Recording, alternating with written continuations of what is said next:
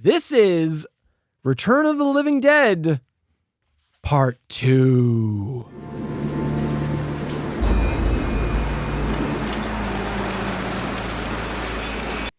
Mark Skews, where is this on your list? This is number 3 for me. Okay. Yeah. I thought there was a chance this is going to be your number 1 because you came in with that shirt.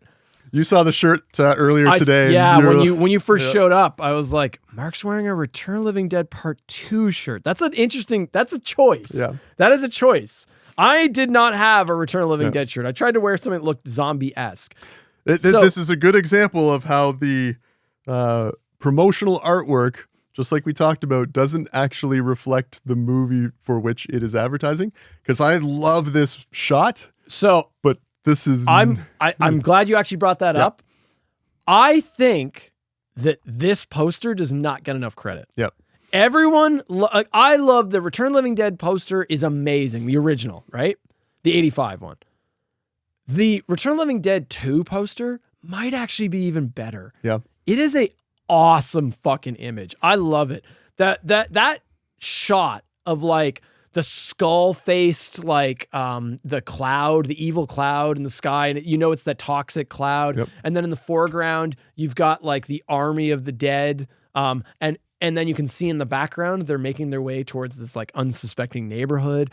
The colors on it almost looks like a rainbow. Yeah. I fucking love that poster. When you're a kid and you go into the movie store as, like, a 12-year-old, you're renting that. you see this. Yeah, you're renting that. Yeah. You know why this doesn't get the credit it deserves, though? Because it's overshadowed by this. Well, there's that. Because this, you see this everywhere. Yeah. You don't see that much merch for that. This is often referenced as a ripoff of the Fright Night cover, which did it first. Okay, fair enough. It is slightly, it's similar. I get it, Yeah. the face in the clouds. Yeah. But Fright Night sucks. Yeah. No. Yeah. I don't actually think that, folks. That's just a hot take. Okay. Where do you have this? Sorry, you never gave your number. So I have this as number 3. Oh, it doesn't matter where I have it. No, I'm just kidding. This is my number 2. Okay. Yeah, this is my number 2. Yeah. Now I know what your number 1 is, and that's everyone should know. And that's a problem. Yeah. That's interesting. No.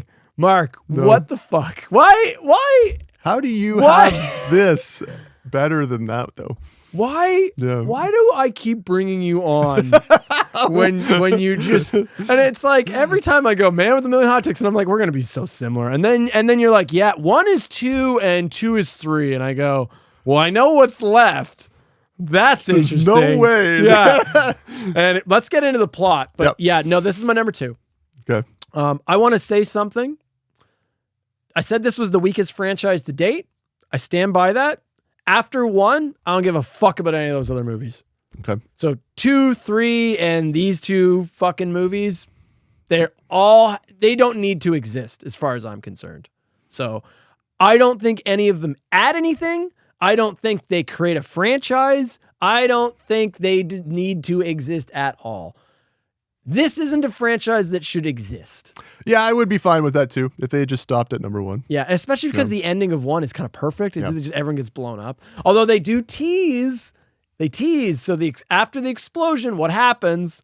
It sends the chemicals back up into the air, and it ends with the shot of it raining into a cemetery again. Yep. So they're kind of teasing a potential sequel. He comes back up, right? Yeah. Right. Well, I think they were just repeating the shot. Yeah. Yeah. I don't think they filmed any more footage. They're like, we got to use whatever footage we have. I don't know, throw it in there again. Exactly, yeah. So, part 2 opens on a rainy night with 2 military officers. And I always assumed it was the same night as the ending of part 1. Because it's raining. And I'm like, part 1 ends with that little teaser, that little stinger of like, oh, okay, it's going to happen all over again.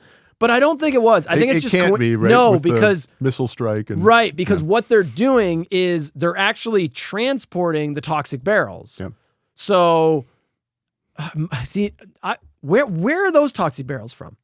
Yeah. Because if they military strike the whole area, where did those barrels come from? So this is just more? another truck full of them that they're moving. I envision this as just a separate story, like a separate story in a different location that so then why have it called part 2? And we're going to get to that, but this really isn't a sequel. Not at all. No. It's almost more of a reboot is really what it is. Yep. Yeah. All right. So it opens and the military is like, they're moving these toxic barrels and it's rainy, it's stormy. And we got our opening title crawls. Again, kudos to opening title, solid opening credits. We're seeing the actual plot. It doesn't just cut to black with white fucking text. Yep. And I see in the opening credits, we've got James Karen and Thom Mathews first build. I'd never seen this before. So I'm like, huh? Like, what the fuck? I'm like, oh, maybe they just have little cameos or something, but their first build. So that means they're primary cast. Going to have some screen time. That's interesting. Yep. Okay. So the military is covertly trying to like move these barrels through like this small town. It's just a transportation mission, right? And one of the drivers is listening to like some slamming like rock music, and he's not paying attention as one of the barrels falls. Actually, I think it's multiple. Some of the barrels, they come loose. They're like strapped in the back of the truck. They come loose and they fall off, and they fall into the local river system. Oh no. Cut to a tiny suburban area, and we're introduced to our child protagonist, Jesse. And I'm assuming this is why you don't like 2. This is one of the things I don't like about this movie. I had a feeling. I was like, oh no, child protagonist, Mark's out. I'm like, automatically, you're not going to make Mark's top picks. One of my notes, there's a kid in this. Yeah, and he is a protagonist. Yep. So Jesse, he's like he's like the new kid to the area. Him and his family just moved to this little suburb. Yep. And he befriends some of the other kids in the neighborhood, and they're like, hey man, you got to come check out our clubhouse. And he's kind of like, yeah, maybe later. And they're like, yeah, no, come now. Yeah. Like, come follow us now. And they bully him into following them to a cemetery where they take him to a mausoleum that is their clubhouse. Right. And it's clear at this point they're just trying to fuck with like this younger kid. They're clearly just piece of shit bullies. They also make him give them one of his comic books to be a part of the club that he doesn't want to be a part of to begin with. Yeah, I forgot about that. Yeah, they're also these kids suck. Yeah. So then Jesse's like, fuck that. He runs away and he hides in this nearby sewer cauldron, and the bullies instantly find him, but they instead turn their attention to one of the barrels, the toxic barrels from the intro. They pop open the top and see a zombie floating inside. The kids freak out, and then the bullies, in a very strange decision, they trap Jesse in a mausoleum so he won't tell anyone what they saw. Jesus fuck. I mean, he could die in there. Right. Like the kid could just die if he can't get out. No one knows he's there. Like, okay. Jesus. We're then introduced to our other protagonists, Frank and Freddie. I mean, Joey and Ed. What the fuck? What is going on here? Yeah. Thom Mathews and James Karen return, and they're playing basically the exact same characters from part 1. So in this movie, they're Joey and Ed, and they're grave diggers who they harvest bodies to sell on the black market. What if somebody wants to know what we're doing here? Oh, well, you tell them you're a grave digger and you'll be telling them the truth. The only difference is we're the kind that takes them out instead of putting them in, see? Jesus. What do you do with them? Oh, there are all sorts of crazies out there. They want the skulls from interred bodies. That's the key, see? They gotta have been interred. No, siree, nobody wants skulls that haven't already been buried. Come on, I mean, how are they gonna know the difference? It'd be dishonest to give them skulls that weren't buried. But they're essentially doing the exact same thing as part 1. Because in part 1, what are they? Where do they work? They work in a medical supply center. So what are they doing? They're supplying body parts. Yep. What are they doing in part 2? The grave robbers. What are they doing? Supplying body parts. So it's like the exact same fucking characters. And even the way this proceeds is like, Joey is, I think, Ed's the Frank character, I believe. Joey's the younger guy, right? Joey's the Thom Mathews. Thom Mathews is yeah, Joey. so like Joey, he's like the new recruit. And Ed's showing him the ropes. Showing him the ropes. Yeah. It's the exact same as part 1. I spent far too much time watching this movie thinking it was still the same characters before I realized, they're not. Like, no, they're completely different characters. They're completely different characters, but they're not. You'd be forgiven for thinking, it's the same characters, but you'd be forgiven. But like that would almost make no sense. It's like, well, how did they survive the missile strike? Why are they not zombies? They were one guy was one guy incinerated. Yeah. Frank incinerates himself. So like, yeah, okay, whatever. So they're also accompanied by Joey's girlfriend Brenda, and they break into the mausoleum that Jesse's in. Jesse then runs away, runs home. We're also introduced to Jesse's older hot sister who's doing like old school aerobics. Right. It's like the cheesy like 80s aerobics. Shake it, honey. Right on. Return of the Living Dead Part 2. Apparently in the 80s, that's the only thing that teenage girls would do. Or they would wear spandex and do aerobics Yep. in front of a television. That's right. Yeah. That's the only way they got in shape. Yeah. Or they would join. They would also possibly join a sport. They were also allowed to be cheerleaders. Yeah, they were also allowed to be cheerleaders. Right. They were not allowed to go to the gym unless they were going to like see their boyfriend. Correct. So, like right. That gym wasn't for them. Yep. No, they have to work out elsewhere. You can work out on a team or in the living room in front of your entire family dancing around in spandex. You can only wear your hot pink headband at right. home. Yeah. That's right. Yeah. Meanwhile, the bullies return to the barrel they found and open it, releasing the gas, and we get some infanticide. Did I say that word right? Infanticide? Infanticide? Yeah, infanticide. I figured you would be very happy about that. Mark was probably like, yeah. Is that what you did, Mark? Well, I mean, but they don't kill him. Like they don't kill our lead character yet.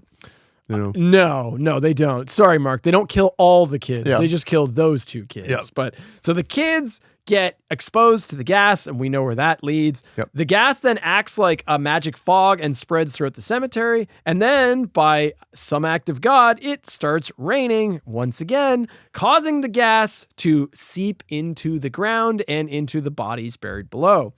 Ed and Joey also get exposed to the gas as they're still grave robbing. They're still in that cemetery.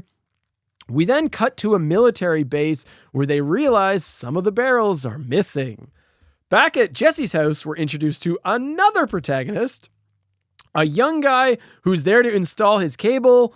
So this is also just to reinforce that's like, oh yeah, they're new to because it's like, where are their parents? Yeah. I interpreted it as that their parents were at work or something. And so they were just there during the day and there was no school. So this must take place during the summer or something. I got a very Goonies feel from this movie, like where adults just are not present. They don't really exist. Yeah. But it's like, okay, so they're new to the neighborhood. They're new to the area. Mom and dad are out doing whatever the fuck. Yep. Cable Boy shows up. Cable Boy's name, Thom Essex, played by, see if you have this note. I don't. Played by Dana Ashbrook. Most known for his role as Bobby in Twin Peaks. I have not seen Twin Peaks, so I've got to. Fair enough. Got to put that on the list. Shout out to Kevin. That one's for you, buddy. Yep. I got any of the Twin Peaks ones I can get. I got a shout out to Kevin, our mutual friend Kevin, who is a massive Twin Peaks fan. Yep. Yes. So Bobby's in this. Bobby's a main character. Jesse sneaks over to one of the bullies' homes because he suspects the kid might be infected. He confirms that Billy, the bully, is in fact now sick, exactly like what happened to Freddie and Frank in the first film. Jesse then masks up and returns to the barrel to get the number that Jesse the kid. Jesse saw on the side of the barrel the military number to call for emergencies. So unlike Gulager's Bert, who's like, we don't need to, we'll handle this in-house. The kid's like, no, I'm going to do the right thing and just call the military. Right away. This is obviously serious. So he gets the number and then he runs into the new Tarman. This movie also has a Tarman. This one... But it's not the same. No, the design's a little different. I don't like this one as much. Yeah. I think this one's a little goofier. His eyes are kind of too big, buggy. And I didn't really like this one. It's not bad, but it's kind of bad. I don't know that it's bad. Yeah. Is it kind of bad, Mark? Yeah. All these years later, the people that made these effects have to listen to your That's right. Yeah. Your criticism. You did bad. You fucked up. Yeah. Question your everything. Question all of your life's decisions. Yeah. So then so Jesse runs away and the entire cemetery comes to life. And then Ed, Joey, and his girlfriend are attacked by the zombies before they are able to make a little escape. Jesse returns home and tells his sister what happened, but of course she doesn't believe him because who believes little brothers? They're just making up stories, right? Even though he's clearly like full on deadpan serious and like on, like sweating and on the verge of crying. It's like, nope, shut up, little brother. To be fair, don't trust kids because kids are stupid. Right. Fair enough. So, yeah. That's the rule always. That's right. Yeah, always. Yeah. So then his sister like locks him in his room, but like really locks him in his room, like uses rope. It's like, it's a bit over the top. I don't know that you needed to do that. And then Jesse, being Mr. Clever Kid, he lights a fire in his room. So like smoke starts coming out. So then his sister freaks out and then has to open the door. Jesse's able to get out and he immediately calls the military. So unlike the first movie, the military's not called until the right at the end of the first film. This movie, they're called in the first 1/3, and that affects the plot. Now we get to see what would have happened if the military had showed up right at the beginning. Right. Not at the end where it's like, oh, fuck, the whole town's Before they fucked. realize the only way out of this is to just nuke it all, Yep. right?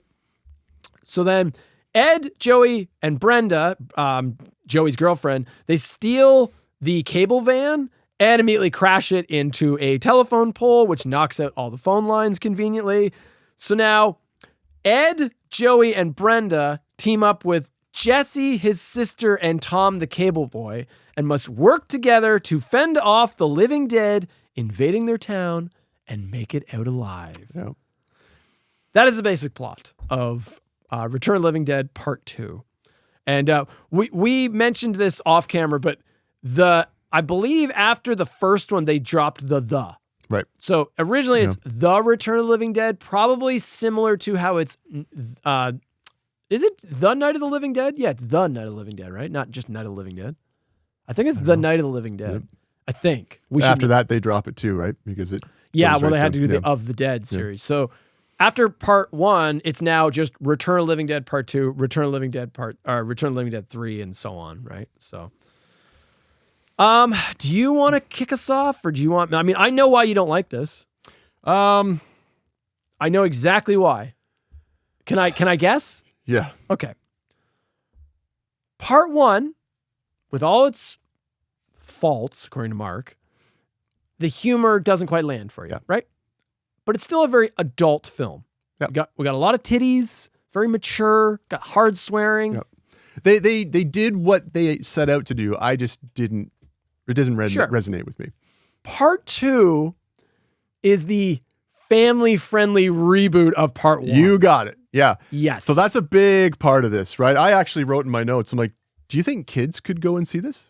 Like, the answer is yes. Yeah. Yeah. Like, I don't think there's any nudity. They don't really swear. And we've got, there's really no sort of shocking scenes. There's nothing about this. I mean, there's a few scenes that I thought were kind of cool, but nothing in here that I would think would scare kids to the point where like I made the comparison to Goonies earlier. Yeah. I think that's it's a very apt comparison. Right. This is by no means a Goonies movie. Right.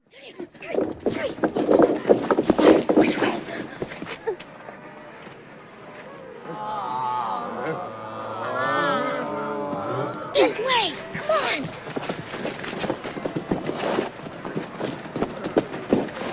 Do you want to die? Okay, they seem to like brains, so maybe they'll leave you alone. Shut up. Come on! I'll say this. I had never seen, I'd seen 3, but I'd never seen 2. I know that a lot of people really like 3, but I know that people hate 2. Yeah. And because I'd never seen it, and I was like, okay, why is 2 so reviled? I'm not saying I agree, because this is my number 2. I don't think it's a bad movie. It's not great. It does a lot wrong. It doesn't deserve the amount of hate it gets. I don't think that's fair. Yeah. But held up to Part 1, I can see why people are just like, fuck 2, because this is supposed to be a sequel, and it's not. It's basically just a rehash of the first. Yes. But without any of the risk-taking or the creativity. I have a note here, like the biggest criticism I can launch against this movie is that it's boring and unnecessary, which, we've talked about this before. The worst thing that a movie can do, the worst crime a movie can commit is just that it's uninteresting and boring. And that's what this movie is. It doesn't add anything to the first. A little bit. Not. I'll get to it. Yeah. I'll get to it. One specific thing. Like They changed the lore a little bit sure, but I mean, there's not enough here to make justify you it. wanna, None of these should exist, Yeah. Mark. Yeah. None of them. No. They're all bullshit. I know what your number one is, and it's bullshit too. They're all fucking bullshit. You just need one, all right? But let's break down how they pussify the first film. Yeah. Okay. So the tone. First movie was very slapstick. This cranks that shit right up. This is what I would call zany. Yeah. They go for a zany, like Bozo the Clown-esque, like very slapsticky, way more than the first movie. Yeah. That scene with there's like a decapitated head and it's talking and they gave it like a goofy voice and it's like, hey, let go of my head. Get this screwdriver out of me. Ugh.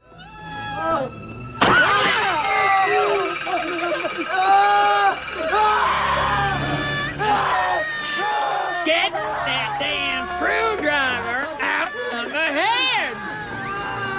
But then there's also like the scene with like the decapitated hand in the car and they're all freaking out, being like, ah, Yeah. blah, blah, blah. It's so exactly what you're saying. It's like Goonies. Yeah. It's so just a bunch of younger kids and they're dealing with this horror thing and it's very childish in a sense. Like it just all feels toned down. It's not aggressive. Yeah. It doesn't have the aggression of the first movie.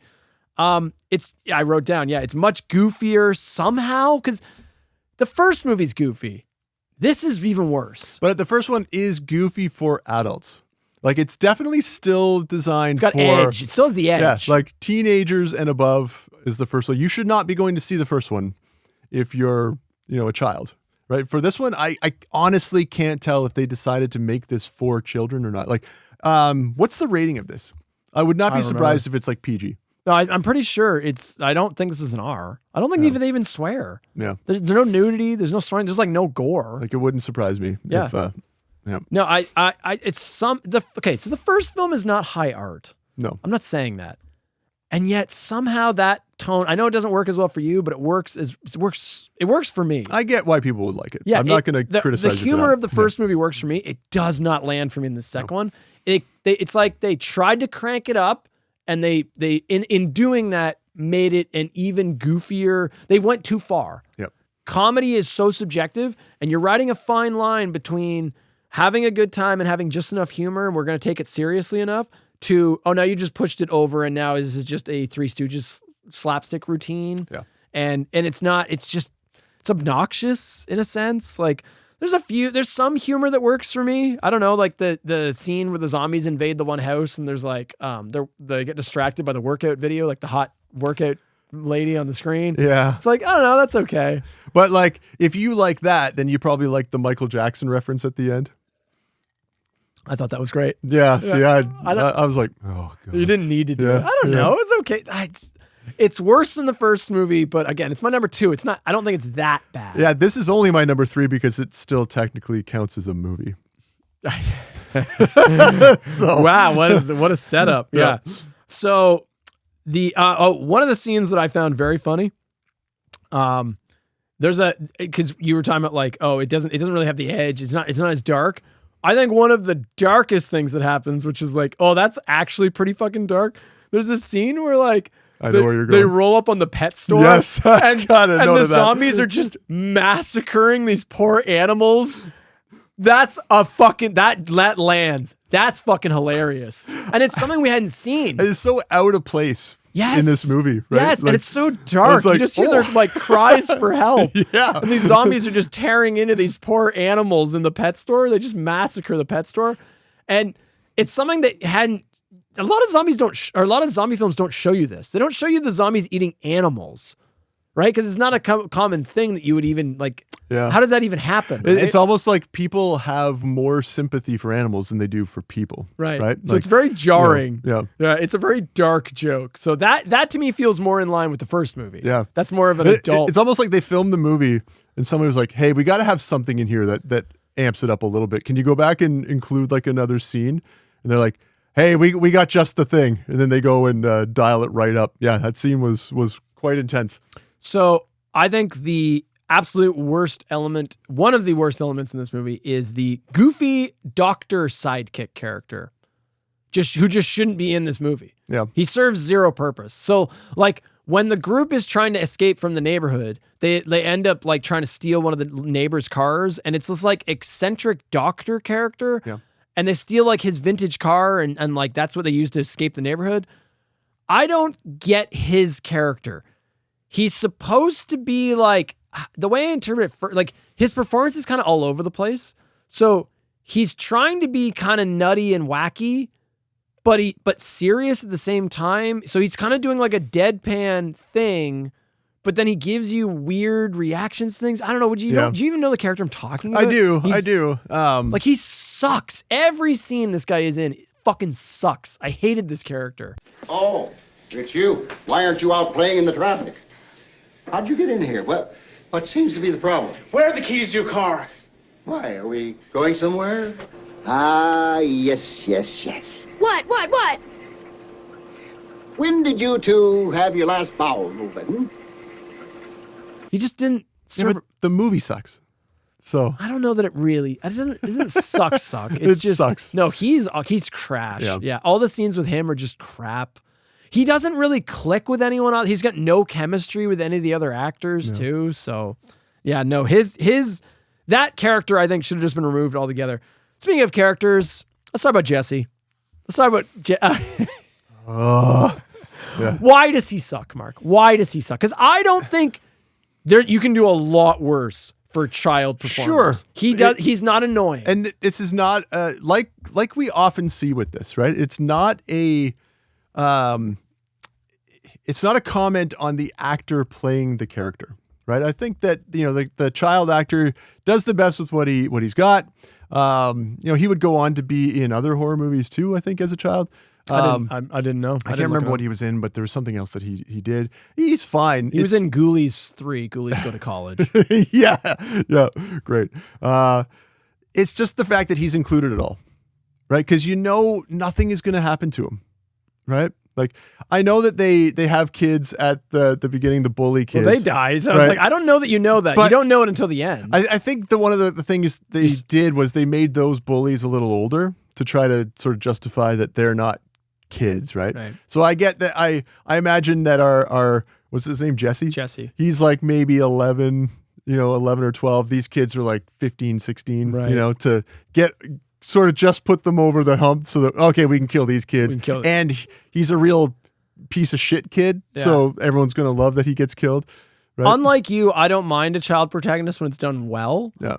I think Jesse's fine. He's not annoying. He's the smartest one out of the group, which I think is hilarious. But he's no Danielle Harris, right? Like there's a right way and a wrong way to include kids in these movies, and I mean, I guess it doesn't really matter. That's a hard comparison, though. I mean, I don't even know how you would how do you fix the Jesse character to be like Danielle Harris? Well, they're serving the same basic. I guess role. what I would say. They're smarter than the people around them, right? Right. Jesse, he immediately when he sees the writing on the barrels, he's like, "Oh, this is a military thing. He's like, this is serious." Yeah. So he treats it seriously. He goes and checks on the bully, and he's like, "Oh, he's infected. Okay, I have to contact the military." He's proactive. He's smarter than the adults around him. I guess what I detest the most about his inclusion is that as soon as you see him come into the movie, you know what the movie's going to be. Right? At least with the first one. Any one of those characters was up for grabs. And they all died. Right? Yeah. Like you right until the very end, you don't know, okay, who's going to survive? Are any of them going to survive? But as soon as little Jesse comes strolling up with his Masterman comic, you're like, okay, well, obviously you're going to live, and obviously this is what the tone of this movie is going to be. It's just going to be... It's a little bit more lighthearted. Yeah. And I guess I was just hoping, especially after the first one, that maybe we would get a sequel that took itself a little bit more seriously. No, they went the opposite direction.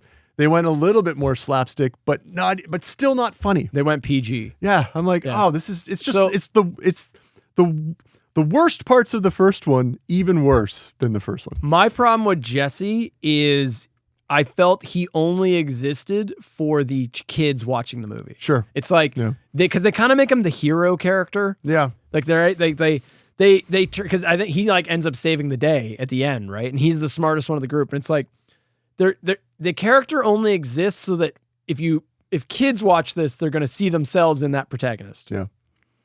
Otherwise, again, I don't. So if you redid this film, the way to retool this would have been he's not the main protagonist. His sister and the Cable Boy are the main people, or even Ed and Joey could have been the main people. Yeah. But then they get the little local kid, and he's kind of quirky. And he has a few scenes, and they don't overuse him. Then he would have been better, right? But when you make him the star, and it's a horror film, it's exactly like you're saying. You're turning it into a PG version of the first movie. Halloween did this well. They included kids, they saved the kids, but then they quickly shuffled them off, right? To, get rid of them. Well, Danielle Harris, you follow her a lot, but the way they shoot her scenes is always from the perspective of... Sure, yeah, in that one. But like in the original, you've got little Tommy.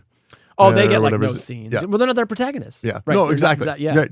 So Don't put the whole movie on their shoulders. Where's the emergency room? No, we gotta go to the police station. They don't know what to do. You shut up. God. Mark, do you want to go with your next point? I have a lot to say. I mean, I have a lot to say. I have a lot to say about this one. How can you have much to say because about this? Okay, so I remember I said only the first one really needs to exist. Yeah. So it's my number 2. It doesn't mean I like the film. I think it's okay. I don't think it deserves the hate it gets. This is my biggest fucking gripe with this movie. Yeah. There was so much potential for this idea. Hear me out. So the first movie, where are we? We're basically in a cemetery and a help me out, funeral home. Yep. Right? In Kentucky. Right. Yeah. Second movie, we move the setting. It's right there on your fucking shirt. Move the setting to a neighborhood. Yep. The plot, like the concept of a zombie invasion in a neighborhood, could have worked so fucking well. You have the opportunity to expand it from a small group of people to, and they just don't use this concept at all. So literally, what it could have been and what it should have been is it should have been like them running from house to house. So it should have been like zombies have invaded the neighborhood. They got to try to figure a way. I think the whole movie should have just been in this neighborhood. Yeah. I don't think they should have ever left the neighborhood. They could have kept going and further, and the zombies should have been building up as they get into other houses. And it should have been this group going from house to house and like meeting other eccentric people in the neighborhood and like forming this little ragtag group of survivors. And like, they all try to come up with little plans to work and to escape. And some of them work, some of them don't. And then maybe the culmination is they're like, all right, fuck it. We were able to contact the outside world. Now we got to bunker down. So they end up making like this stronghold. And that should have been the climax of the movie, is like the zombies are storming in on this house. But no. Fuck all that, because at the 45-minute mark, they just steal the stupid doctor's vintage car and just speed out. Right. They completely wasted the concept. Like the opportunity was just squandered, and this is when the film gets boring. Is because you said like most of the film is boring. As soon as they leave that neighborhood setting, they drive to the hospital, and the doctor, the annoying doctor character, is just like, oh yeah, Ed and Joey, he liked to run some tests. He's like, yeah, they're fucked. He's like, I can't do anything. And then like Brenda is like, well, I don't accept that. And then she takes Ed and Joey out and steals the car to get help. Right. Help from who exactly? Like, who are you getting help from? Where are you going? You're in a hospital. You're going to go to the super hospital? The better hospital? Like, okay, so that plot only exists to pad out the runtime, because now we're going to have to follow Brenda, Ed, and Joey's attempt to escape, right? Yeah. And then she runs into a military blockade, because it turns out after Jesse had contacted the military, they blockaded off, they quarantined the town, which makes total sense, right? Again, that could have been cool too, except, oh, no, they evacuated the town, so the town is basically empty. So we're not running into any other characters other than this small little group we have. Right. So at no point did they run into like, oh, hey, it's Mr. Johnson who works at the bank. Looks like he's held up in like he's holding. None of that shit. None of those fun. None of those fun interactions that could have happened. Yeah. But in order to do that, they would have had to make the movie more serious. Nope. No, you could still make it slapstick. And Nope. just go Both around. things can exist. So then what you're left with, like the second half of this movie, is just characters running around a mostly empty town Yeah. from one set piece to the next, doing random shit to fill up the runtime. Yeah. And that is the biggest sin of this movie, is that that second half just drags, man. It drags so fucking hard. Do you want to talk about? Do you want to talk about the ending? At the power plant. Yeah, Yeah. yeah. So they introduced a little bit of new lore. Yeah. Electricity kills the zombies. So yeah. I have mixed feelings about this. I feel like they only did that because they needed a simple solution that would kill them all, not because they wrote that intentionally as being like world building. Well, because literally what it is the group, including Jesse the kid, they're now trapped inside the quarantine town, and basically the military, I think, is just going to blow it up again. I think they're just going to do a military strike. And for some reason, they won't let them out.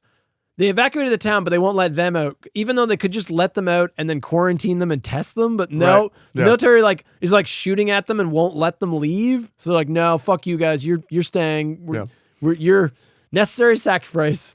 What is it called when you necessary sacrifice? Is that when you have to choose the lesser sacrifice in battle? Is that triage? What's that called? what's the It'll term? come to me. Insert it right here. Did I get it right? Was it triage? No. Well, then what's triage, Mark? Acceptable losses, I think, is what you're going for. Yes, acceptable losses. Yeah. So it's like the military basically just like, now you guys are acceptable, and like so then they have to figure a way to get out. They end up they hit a zombie with a car, and then it rams it into a sign, and then the zombie gets electrocuted, and then that kills it. So then they're like, oh, let's do that. now, yeah, exactly. Yeah. So then they devise this plan where they get meat, specifically brains, from like the local meat packing plant, the convenient meat packing plant. Every town has a meat packing plant, Mark. Right where you need it. Right when you need it. So then they get the meat pack, they get all the meat, the brains, and they lure all the zombies to the power station, and then they just trap them there, and then they zap them all at once. Yeah. And then that's the way they kill them all. And this is the difference between these films, is this next shot. Because what happens right after this? So all the zombies are killed, the military then shows up, and they're like, oh, you killed them all. What happens, Mark? Do you remember? I don't. Jesse, his sister, Thom, and the doctor all survive and just walk off into the sunset. Okay. Yeah. So literally nothing happens. They just walk off, and it's so funny that there's no missile strike, there's no downer ending. They just walk off into the sunset, and wouldn't the military, at the very least, this is a very incompetent military, right? Wouldn't the military at least quarantine them? Yeah. Because okay, they're like, look, we killed all the zombies for you. Now you can just let us go. And the military's like, yeah, sure. Yeah, that checks I in. guess. Yeah. I guess that's we how have that no works. questions for you whatsoever. Yeah, right. We're not going to check to make sure you've been bitten. Or right. like Meanwhile, that. 10 minutes, literally 20 minutes ago, the military was like, come any closer, we'll fucking blow your heads off, right? Why aren't you checking them for bite marks and things, right? No. You know why? Because they had to have a nice PG happy ending. Because the movie sucks. I did like Jesse jamming the screwdriver into the bully's mouth, though. There was a couple. Right. There's a couple okay, the little effects. Some little things. What do I have written down? When they punch the zombie in the face, that was awesome, and its face caves in. It's I think it's Ed and Joey when they're fighting the one in when they fight the one in the mausoleum. Yeah. Yeah. That was a really cool effect. There's the half zombie it's in the hospital. Okay. They have to fight off the half zombie. Yeah. There's some okay effects. There's potential here. I'll say the practical effects in this one aren't terrible. They're pretty good, but they're definitely weaker than the first film. Yeah. Not terrible. They're not as moist. Yeah. Yeah. And speaking of weaker, the music this time around. Oh, yeah. The soundtrack sucks. Yeah, the soundtrack. So there's a few good rock songs, like a couple, but most of the soundtrack is kind of the generic escalation soundtrack that you've heard in a million other horror films of just Dun dun dun dun dun dun dun dun dun dun dun dun dun dun dun dun. Tension's building. Yep. Be concerned for our protagonists.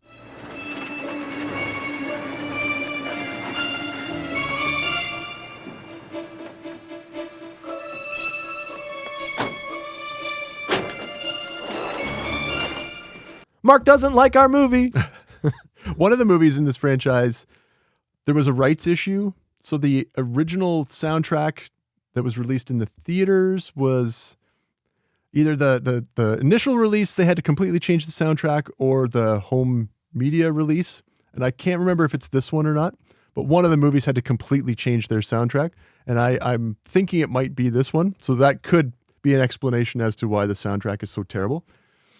Maybe. Yeah. Yeah, maybe. Yeah. We'll never know. Yeah. I mean, there's no way to know these There's no way things, to right? know that. Yeah. There's no we don't have the technology To check to stuff. find out Yeah. the answers to that. Yeah. Yeah. There doesn't exist any kind of device Right. that can do that. You jackass. Any other points you want to make, Mark? I have one more point. Yes, please. Suzanne Snyder. I don't know if she was the girlfriend Okay. from, you would have seen her in Killer Clowns from Outer Space. Oh, that's that actress. Okay, Weird cool. Science. She was also in episodes of Seinfeld. Okay. Yeah. Who was she in Seinfeld? Do you remember? If I remember correctly. 'Cause this reference I'll get. I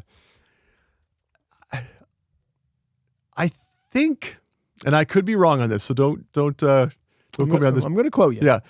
There's the episode where Elaine and Jerry get in the limo with the She might be like one of the Russian I think so. spies or whatever Yeah. or whatever the hell they were. Right. Yeah. Yeah, I think that was her. I Maybe. think, but maybe I'll I'm confirm completely that. wrong. Yeah, I'll confirm that. But her, so nice little cameo or nice inclusion of her in this. But she kind of just gives herself up. What did you think of that? She was like, she's the girlfriend, and eventually she's just like, okay, and she just lets him eat the. I don't know. Okay. Do you remember this scene? She spends the whole movie trying to get away from Thom Mathews' character until eventually she's just like, okay, I give up. And then she basically just like gives him her head. And then she's like, ow. I'm like, oh, come on. Every guy wants head, buddy. Yeah. So, yeah. And then she just lets herself get eaten. So, tying into that point, why do those characters need to exist? Literally, no. Thom Mathews, James Karen, and what was it? Suzanne, what was her name? Just Suzanne Snyder. Okay. Yeah. Their characters just shouldn't exist in this movie. Yeah. They don't need to exist in this movie. So let's get into the Thom Mathews and James Karen thing first, and then I'm going to also tie into the girlfriend here. So they return. Why? I don't know. What was the point of this? They're playing the exact same fucking characters as part one. But they're not the same. Like, It's so inferior. It reminds me of Silent Night, Deadly Night when they kept bringing back Ricky, but it's not Ricky. It's completely different Ricky. Right. So you got like two Rickies that aren't Ricky. I would have found it less offensive if they had actually just brought them back as the same characters, even if they didn't bother to explain how they survived the first ones. But having them in the sequel as different characters, but essentially the same people is just so confusing and doesn't make any sense. Right. Like, so they basically have the same job, supplying body parts. They have the same dynamic of like the new recruit and like the veteran, right? And they both have the exact same fucking story. Their plot goes, they get exposed while on the job, and then you just slowly watch them die over the course of the film.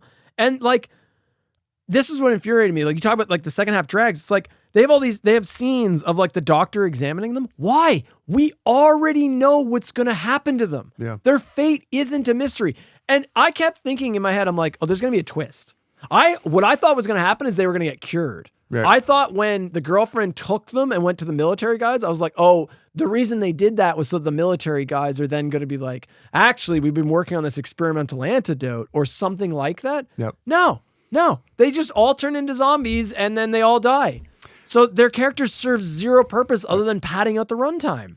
And it's not exactly, no offense to the two actors, but It's not exactly like there's name recognition with them to bring them back. Well, Like, and it's also one of those things where it's like, okay, so you couldn't hire other actors for those roles? Why?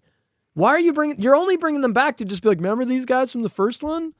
Sure, but they're not those guys from the first one. So, but you're making them play and then, man, so egregious. Thom Mathews breaks the fourth wall. Do you remember this line? oh, what does he say? He says he's freaking out in the car, and at this point they're driving off in the car, and like him and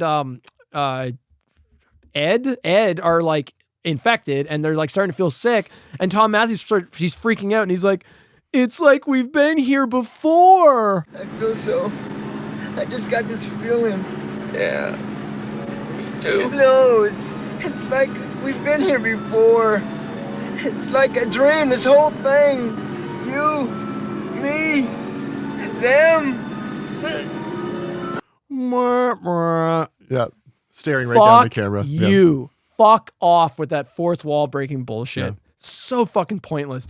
Though their group doesn't need to exist in this movie. So we've got literally 2 sets of the exact same protagonists. Okay, we've got Jesse, his sister, and the cable boy. 2 boys and a girl, and we've got Ed, Joey, and Joey's girlfriend. 2 guys and a girl. You basically have 2 sets of the same protagonists. Right. It's too much. They should have just, the way to do it would have been have it as they were always one group, and it could have been like 5 people, and then maybe kill 2 of them off, or have it as like they just find 1 or 2 of these other characters. Like, don't just have 2 groups that are the same and try to like. Yep. It's so redundant. Yeah. It's a bad movie. I had to collect my thoughts for a second. Because I don't think it's awful, but I have a lot of bad things to say about it. It's not great, but it's not. I would not recommend anyone go see this. Like, I would over another one of these movies. Yeah. Yeah, which we're about to get to in a second. One last point I'll make. Do you have another thing you'd like to throw in? No, not really. I have one last thing. And this goes into, is this a sequel? Is this not a sequel? Okay, so it is a sequel, right? Like canonically, it's a sequel. Very simple question. Why are the military using guns on the zombies? They know they don't work. They already know that it's not going to do anything. They already know that's not really effective unless you're using like a chain gun that's going to like fucking cut them in half. Shred them, yeah. Right, you'd have to be using like an M60 to like fucking, but no, they're using like standard rifles for what? To slow them down? Yeah. It's like, so the military didn't come up with a contingency at all? They're not using flamethrowers, or they couldn't think of anything else. Or they just sent them out there, ill-equipped to deal with it. They're just... But like, even the military is aware that this is a sequel because there's a line at one point when they're like, oh, we're missing some of the barrels. One of the officers is like, not again.